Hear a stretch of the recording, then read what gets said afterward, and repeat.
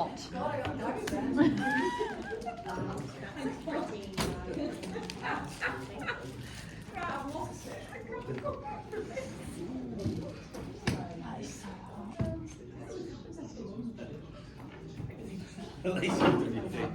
I will share the presentation. It's very date-based, so if you don't want to make notes, I'll just send it across. It's a headline. Oh, that's kind. You haven't seen it yet. I'm going to task about the development of Forestfield. That was summarise the key factors about influence development of Forestfield in general. So I started off by looking at the actual principles of Forestfield, the Chadha process, which aims to create a deep connection with ourselves, community and nature. This is achieved giving children the freedom to play, actual self-directed independent play, not the play that we tend to see nowadays anyway.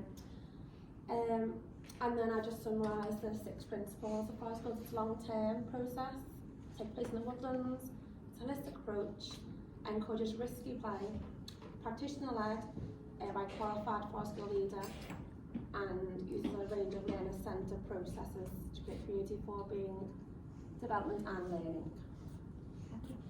So, I kind of thought, why Forestfield and why now? So, I think the essence of Forestfield is those natural of instinct, just letting children play and learn and just be themselves, which is what came out at the start of Mountain Hunter-Gatherer times. So, how did we lose it and how are we slowly getting back to it now?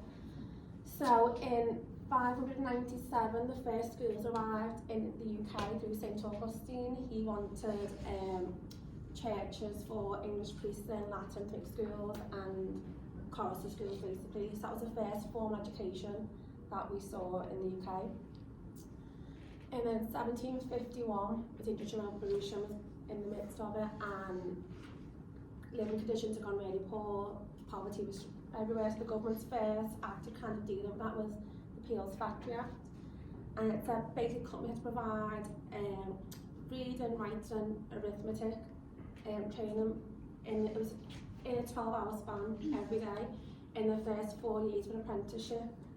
So the days were long, and they just added this on the end of it to try and balance out that they were taking genuinely poor children from surrounding workhouses to work in the mills, which really wasn't that effective in dealing with the issue that children were just working the whole day long.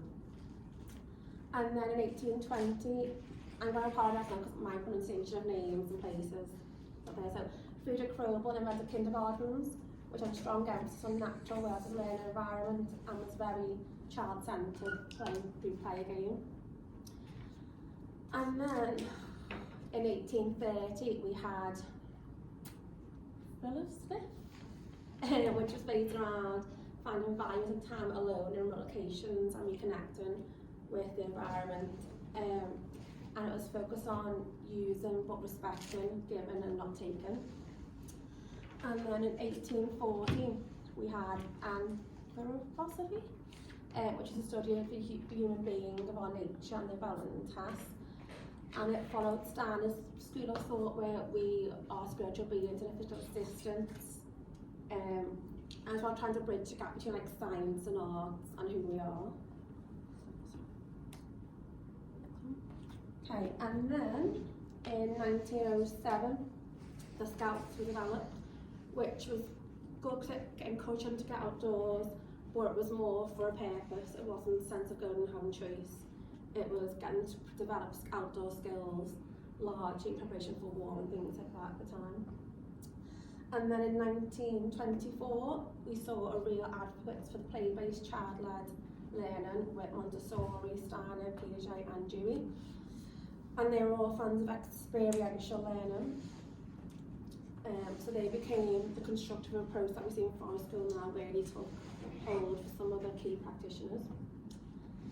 And moving on to 1930, we have the Woodcraft folk, and they found skill living in open air, close to nature, and the key thing with them was regardless of age or status, everyone had equal say in the conditions, which brings it back to the Forestfield ethos of everyone's equal. We can all have a say in our own rules, actions, and consequences.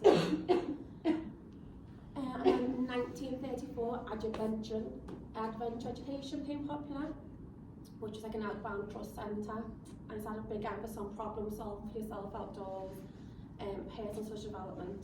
And the only difference is these trips were residential, so it wasn't in your area. You'd go on a trip and experience things around there. Oh, a little more.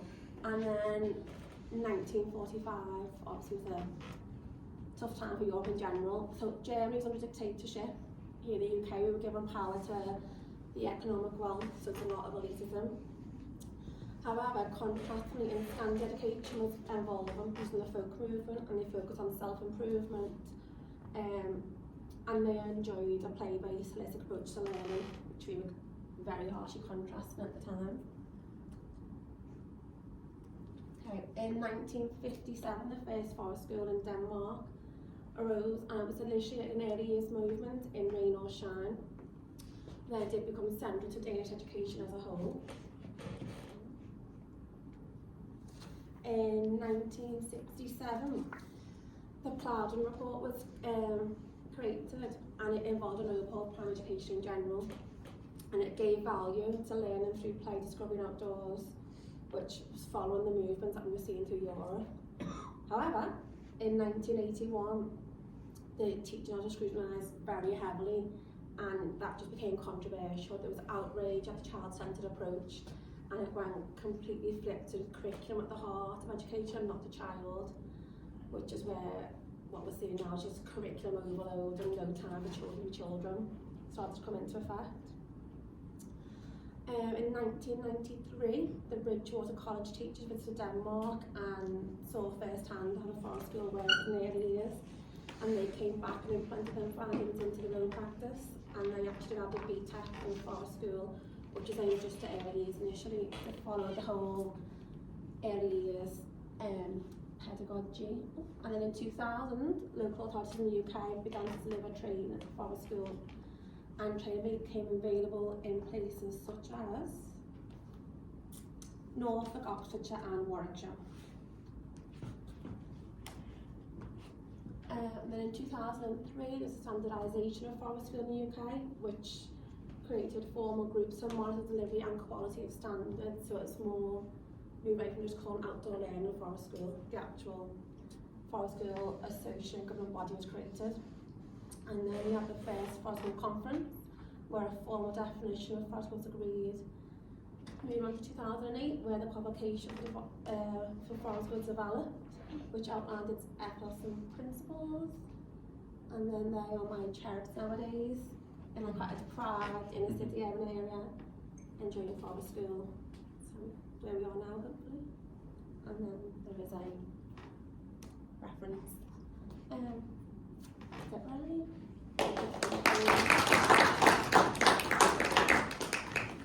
Any questions? I have one question. You started by saying we're getting back to it. I think so, yeah. Quite optimistic though. I'm just curious about your optimism. I just think more people see the benefits of it. It's become more widely known. I think the likes of this course now, like I said, I'm in a deprived urban setting, and if we're making opportunities and we're seeing the difference, a lot of our neighbouring schools are starting to want to get on board, kind of. So I'm hoping it'll filter through. Pollyanna. I don't have any more questions. Thank you. That's a good account.